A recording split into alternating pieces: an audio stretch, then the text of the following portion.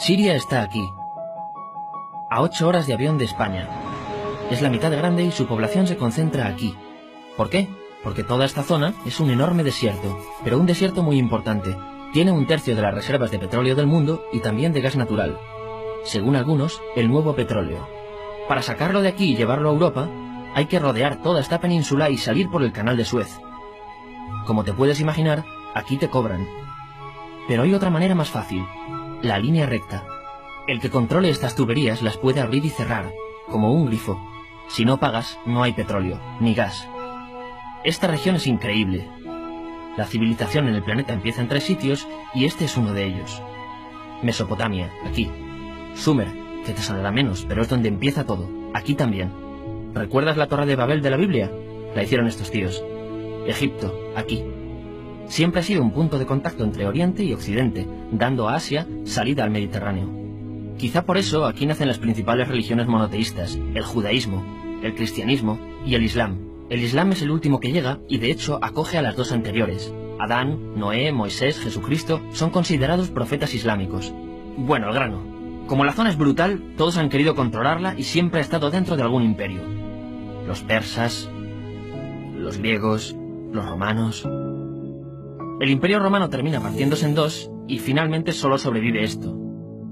Ahora es cuando la última religión monoteísta, el islam, construye su propio imperio. ¿Te acuerdas de las cruzadas? Bueno, pues son los europeos cristianos intentando recuperar esta zona de la que estamos hablando.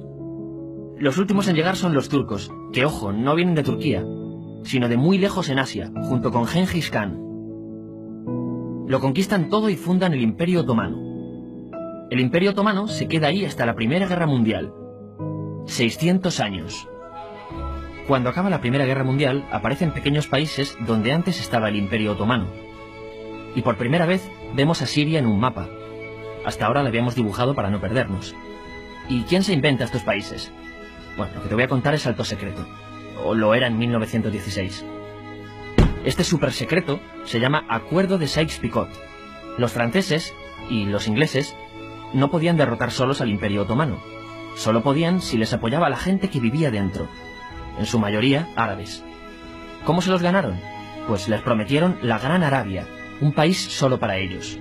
El único problema es que era un timo. Antes de seguir, recuerda una cosa.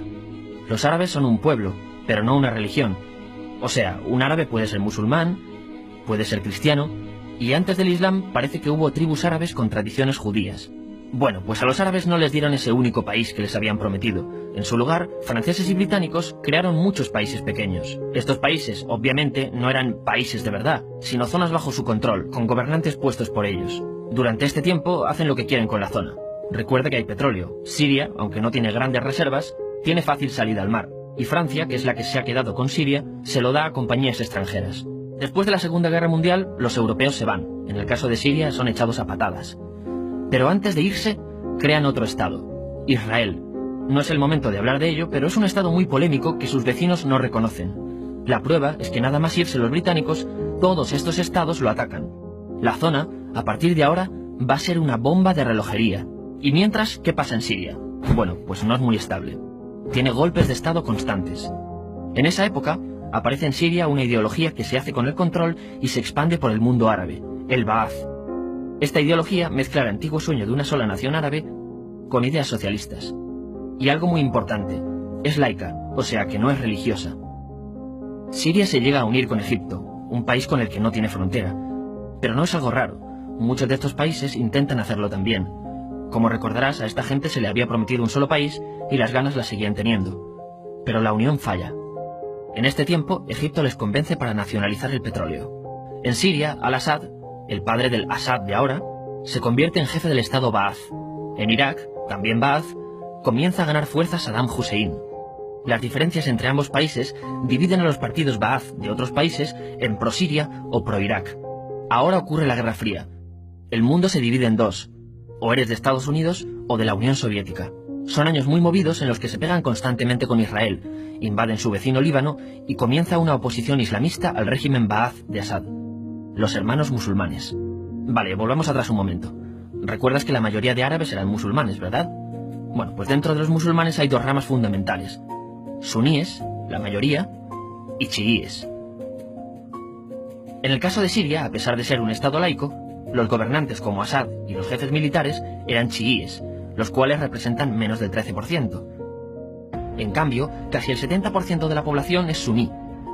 Un dato curioso es que los cristianos son casi el 10%. Que los chiíes controlen el gobierno y ejército mosquea a la población suní, y ese sentimiento es aprovechado por los hermanos musulmanes, islamistas radicales suníes.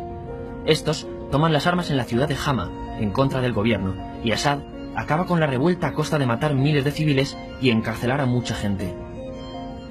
En el año 2000, Assad padre muere, y le sucede Assad hijo. Ante las presiones, libera a muchos presos, trae internet y esperanzas de cambio. Hay un periodo de gran debate político y aparece la oposición. También vuelven los hermanos musulmanes. Los siguientes años son difíciles. Arrestan a la oposición. Y Bush incluye Siria en el eje del mal, y esto la aísla. Está mal visto negociar con Siria. Los kurdos, un pueblo que vive repartido por varios países de la zona, comienzan a protestar también. Hay represión y muertos. En 2011, te sonará esto, ocurre la Primavera Árabe. ¿Qué es esto? Bueno, es una protesta que se va propagando por todos los países árabes pidiendo más democracia. Como ves, el mundo árabe, a pesar de estar dividido en países, tiene tendencias generales.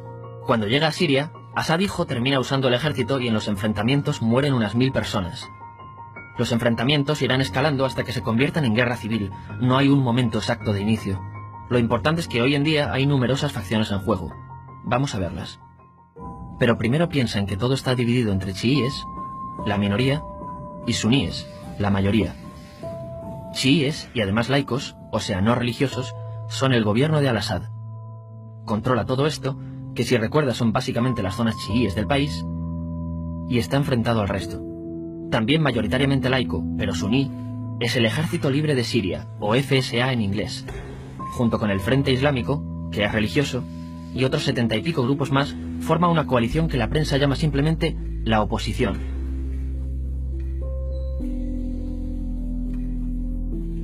También suníes e islamistas, pero radicales, son Al-Nusra, llamados Al-Qaeda en Siria porque son básicamente eso, Al-Qaeda en Siria.